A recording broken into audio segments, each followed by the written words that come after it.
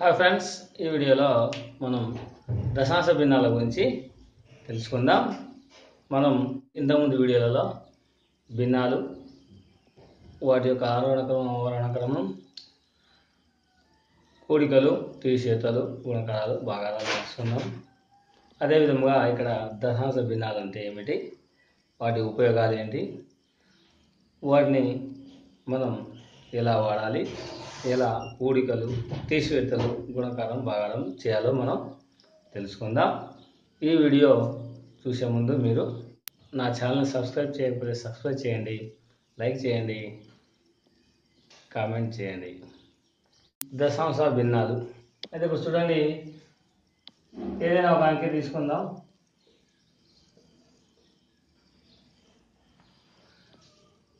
5468 అంటే 5468ని మనం ఒక అంకెని తీసేసుకుంటే, ఈ అంకెలో 8 అనేది ఒక అంకె ఉంది, 6 ఉన్నది, 4 ఉన్నది, 5 ఉన్నది. వీటి యొక్క స్థానాలు 8 యొక్క స్థానం, 6 యొక్క స్థానం, 4 యొక్క స్థానం, 5 యొక్క స్థానం వేరువేరుగా ఉంటుంది. ఎలా అంటే ఇది 8, 6, 4, 5 ఇది ఏ స్థానాల్లో ఉన్నది అంటే, ఇది ఫస్ట్ 1ల స్థానంలో ఉంది, ఇది 10ల స్థానంలో ఉంది, ఇది 100ల స్థానంలో ఉంది, ఇది 1000ల స్థానంలో ఉంది.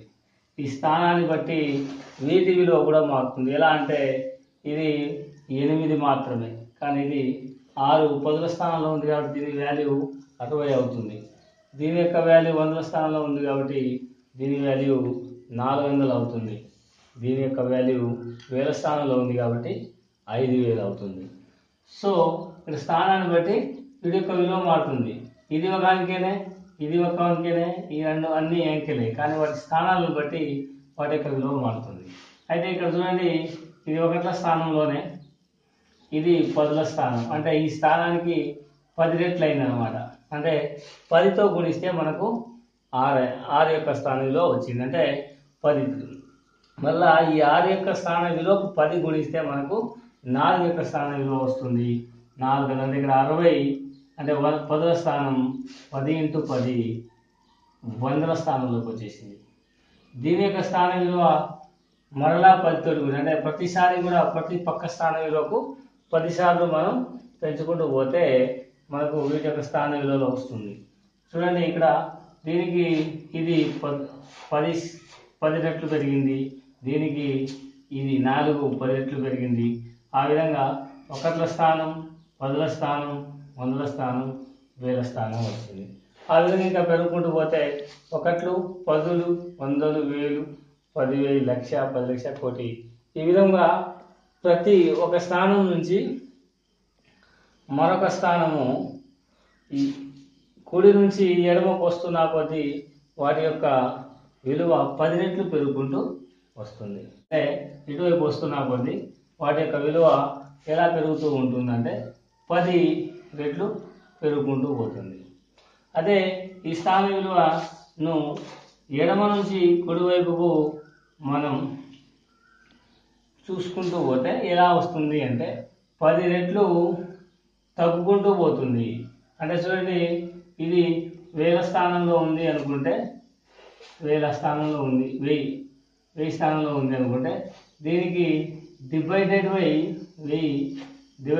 1000 చేస్తే 100ల స్థానం వచ్చేస్తుంది. ఈ 100ల స్థానానికి మరలా డివైడెడ్ బై 10 చేస్తే 10ల స్థానం వచ్చేస్తుంది. మరలా ఈ 10ల స్థానానికి డివైడెడ్ బై 10 చేస్తే 1ల స్థానం వస్తుంది. అదేవిధంగా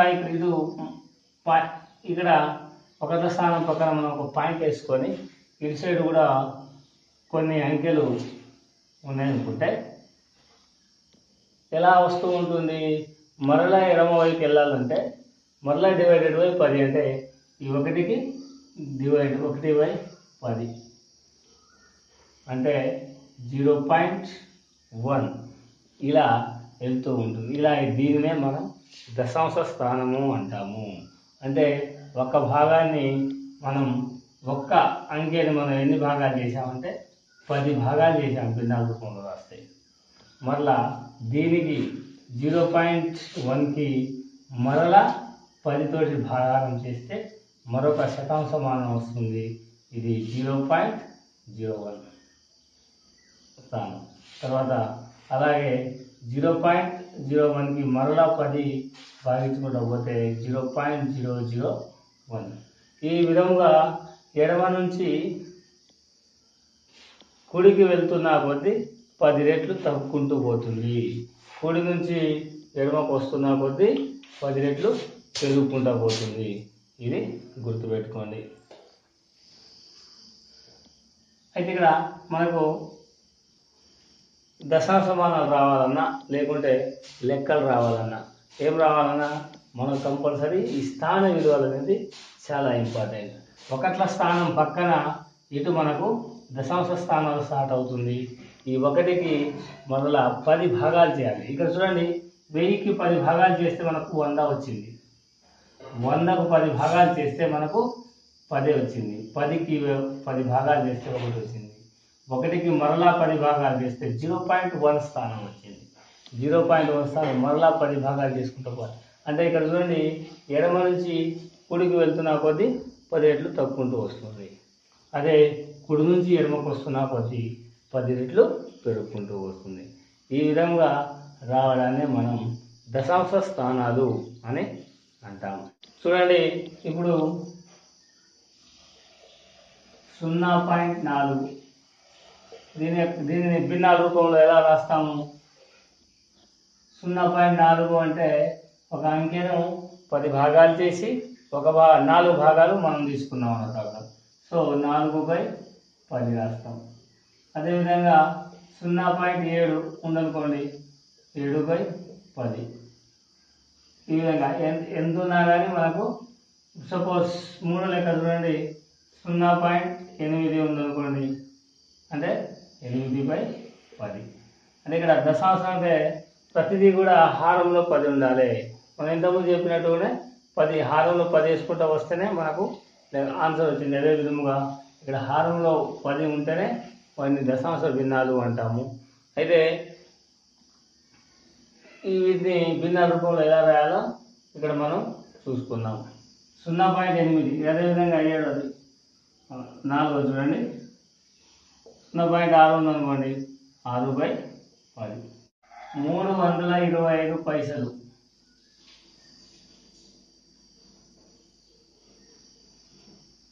325 పైసలు.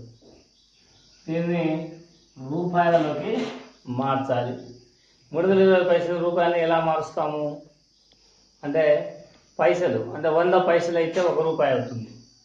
100 పైసలు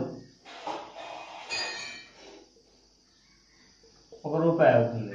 మరి 325 పైసలు కదా, 325 పైసలు కదా, మనకు ఎంత రావాలి అంటే 325/100 వేసుకోవాలి. దీన్ని మనం ఇలా ఈ 2 సున్నాలు కొట్టేస్తే ఇక్కడ ఉన్న పాయింట్ ఇక్కడ 2 స్థానాలు వెనుకకు జరుగుతుంది. 3 రూపాయల 25 పైసలు అవుతుంది.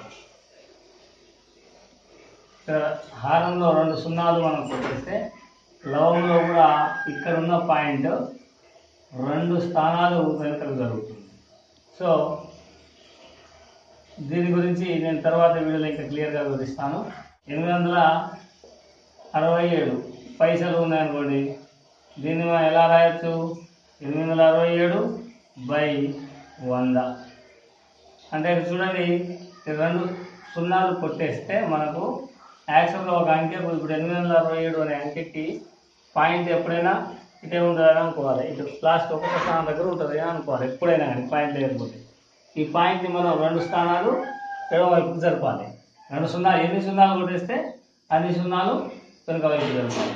మరి ఈ సున్నాలు లాస్ట్లో సున్నాలు ఉంటేనే కొట్టేయాలి. సపోజ్ మళ్ళీ ఇంకొక 1 ఉందనుకోండి, కొట్టేయడానికి వీలు ఉండదు. సో ఇక్కడ చూడండి, ఇక్కడ లాస్ట్లో 2 సున్నాలు ఉన్నాయి కాబట్టి ఈ పాయింట్ ఇక్కడ నుంచి ఇక్కడికి జరుగుతుంది. అంటే 2 స్థానాలు. సో 8.67 రూపాయలు. ఈ విధముగా మనం భిన్న రూపాయల్ని పైసల్లో కన్వర్ట్ చేసే విధానం ఇదన్నమాట. దీన్ని విపులంగా మరొక వీడియోలో మీకు వివరిస్తాను. దశాంశ భిన్నాల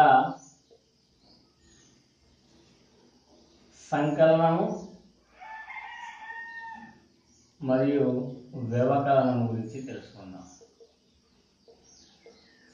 సంకలనము మరియు వ్యవకలనం అంటే ఏంటంటే కూడిక మరియు తీసివేత. అయితే దశాంశ భిన్నాల యొక్క కూడిక తీసివేతలు ఎలా చేస్తారో చూద్దాం. డైరెక్ట్ ఎగ్జాంపుల్లోకి వెళ్ళిపోదాం. Example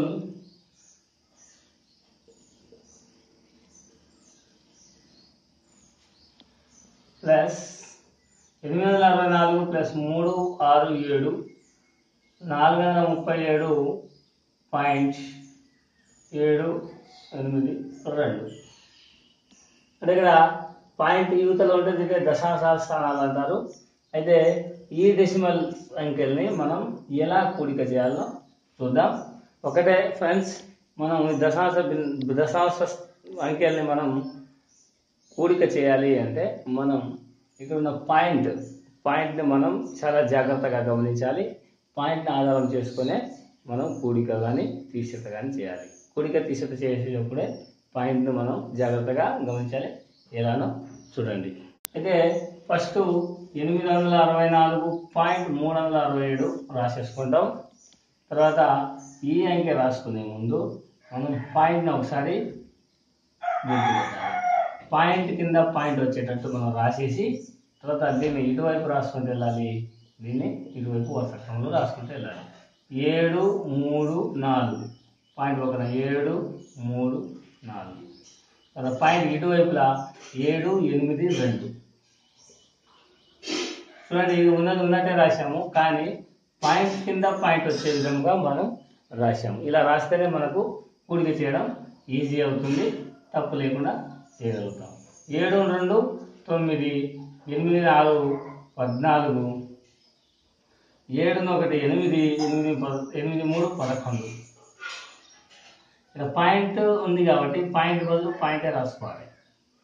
so 7 1 8 2 12 6 3 9 1 10 8 1 9 13. ఈ విధంగా 1302.149 ఆన్సర్ వచ్చింది. అదేవిధంగా రెండోది చూద్దాం. మరొక లెక్క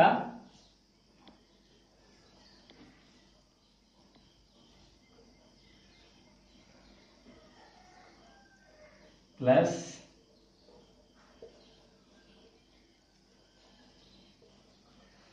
ఇదంతా మనం ఎలా చేయాలో చూడండి. సేమ్ దీని లెక్క మీరు ఒకసారి ఆలోచించండి. వీడియో పాజ్ చేసి మీరు ఒకసారి చేసిన తర్వాత మరలా వీడియో చూడండి. చూడండి, ఇక్కడ 439.674 రాసుకున్న తర్వాత ఇక్కడ పాయింట్ ఉంది కదా, పాయింట్ కింద పాయింట్ రాసుకోవాలి. మనం పాయింట్ కింద పాయింట్ రాసుకొని ఇటువైపు రాసుకోవాలి, ఇటువైపు రాసుకుంటూ పోవాలి. సో 6 6 7 5 8 9 7 ఈ విధంగా ఇటువైపు రాసుకుంటూ పోవాలి. ఇప్పుడు 7 4 11 17 17 8 1 9 9 4 15 9 4 15 1 16 అంటే పాయింట్ కింద పాయింట్ వేసుకోవాలి. 16 11 5 5 10 1016.571 ఆన్సర్ వస్తుంది. ఈ విధంగా మనం కూడికలు చేయాలి. కూడిక చేయడం చాలా ఈజీ, కాకపోతే మనం పాయింట్ను మాత్రం కంపల్సరీ గుర్తుంచుకోవాలి. పాయింట్ని ఎలా రాయాలో నేను చెప్తాను. ఆ విధంగా రాయాలి. పాయింట్ కింద పాయింట్ వచ్చే విధంగానే రాయాలి. వేరే పాయింట్ వేరే అటు ఇటు కానీ వెళ్ళిందనుకోండి మనకు ఆన్సర్ తప్పు వస్తుంది. ఇక్కడ అర్థం ఏంటంటే 100ల స్థానంలో ఉన్న అంకె 100ల స్థానం కిందకి రావాలి, 10ల స్థానం కింద ఉన్న అంకె 10ల స్థానం కిందకి రావాలి, 1ల స్థానంలో కింద ఉన్న అంకె 1ల స్థానంలోకి రావాలి. ఇదే విధంగా ఇటువైపు కూడా దశాంశ స్థానం, శతాంశ స్థానం మరియు సహస్రాంశ స్థానం ఈ స్థానాలు దేని కింద అవే వచ్చేటట్టు చూస్తేనే మనకు లెక్క కరెక్ట్ వస్తుంది, లేకుంటే లెక్క రాంగ్ వస్తుంది. మరొక ఎగ్జాంపుల్ 546.376 ప్లస్ 39.5694. చూడండి, ఈ రెండు అంకెల్ని మనం ఎలా చేయాలి? ఫస్ట్ 546.3764 రాసేసుకుంటాం. తర్వాత అంకె రాసేటప్పుడు మాత్రం పాయింట్ కింద పాయింట్ రాసి 9 3 ఇటు కూడా 5 6 9 చూడండి 3 6 7 వరకే, ఇది ప్లస్ 4 కాదు, 3 6 4 ఇలా రాసేసాం. అంతేందుకు ఇట్లా ఎందుకు, మరి అన్ని సమానం ఉంది కాబట్టి 5 4 6.376 తర్వాత 39.5694 ఇలా రాసుకోవచ్చు కదా. రెండు సమానం, అటు ఇటు సమానం అయింది కదా అంటే కుదరదు, పాయింట్ కింద పాయింట్ రాలేదు కాబట్టి ఈ లెక్క మనకు తప్పు. ఇది మాత్రం కరెక్ట్. ఇలా రాసిన తర్వాత 4 పైన 8 కాబట్టి 0 తీసుకుంటాం, 5 కింద కూడా 8 కాబట్టి 0. ఎందుకంటే పాయింట్కు ఎడమ వైపు లాస్ట్లో ఉన్న అంకెకు కానీ, పాయింట్కు ముందు కుడివైపు లాస్ట్లో ఉన్న అంకె 0 కానీ, ఈ రెండు సున్నాలు కానీ ఉంటే వాటి యొక్క విలువ ఉండదు కాబట్టి మనం సున్నాలు వేసేసుకుంటాం. 0 4 4, 9 4 15, 7 4 13, 1 10 14, 5 8 9 పాయింట్ కింద పాయింట్ వేసేసుకుంటాం. 6 9 15, 4 3 7 1 8, 5 1 6. ఈ విధంగా మనకు ఆన్సర్స్ వస్తూ ఉంటాయి. మరిన్ని ఎగ్జాంపుల్స్ మీరు బుక్లో ఉంటుంది, చేయండి, ప్రాక్టీస్ చేయండి. ఒకవేళ మీకు అర్థం కాకపోతే నేను మళ్ళీ వివరించడానికి ప్రయత్నిస్తాను. ఈ మనం దశాంశ స్థానాల యొక్క సంకలనం కానీ వ్యవకలనం కానీ మనం చేయొచ్చు. వ్యవకలనం కూడా చాలా ఈజీ ఉంటుందండి. ఏం లేదు, ప్లస్ ఉన్న దగ్గర మనం మైనస్ చేసి తీసేట్టు చేయడమే. రెండోది 675.364 మైనస్ 369.247 ఉందనుకోండి. దీన్ని మనం ఎలా చేయొచ్చు? ఏం లేదు, సేమ్ ఇదే విధంగా 675.364 తీసేట చేసిన తర్వాత 369.247 తీసేట చేయడం. ఇక 4 నుంచి 7 పోతుంది కాబట్టి మనం దశకం తీసుకుంటాం. 14 7 పోతే 7, 6 నుంచి 1 అటు పోతే ఇక్కడ 5 అయింది, 5 నుంచి 4 పోతే 1, 3 నుంచి 2 పోతే 1, 5 నుంచి 9 పోదు కాబట్టి 10 దశకం తీసుకోవాలి. 15 నుంచి 9 పోతే 6, 6 నుంచి 6 పోతే 0, 6 నుంచి 3 పోతే 3. ఈ విధంగా మనకు ఆన్సర్ వస్తుంది. సో ఇది దశాంశ స్థానం లెక్క తీసేది. మనం ఏం లేదు, కుడికరి చేసేది పాయింట్ మాత్రం గుర్తుపెట్టుకోవడమే చాలా ఇంపార్టెంట్. ఇటువంటి లెక్కలు కూడా మనం చేసేసుకోవచ్చు. కాబట్టి ఈ వీడియోను మన అర్థం కావాలి మరలా చూడండి, నాకు పంపండి, నేను మరలా చెప్తాను. ఈ వీడియోను మాత్రం షేర్ చేయడం, సబ్స్క్రైబ్ చేయడం, లైక్ చేయడం మాత్రం మర్చిపోకండి.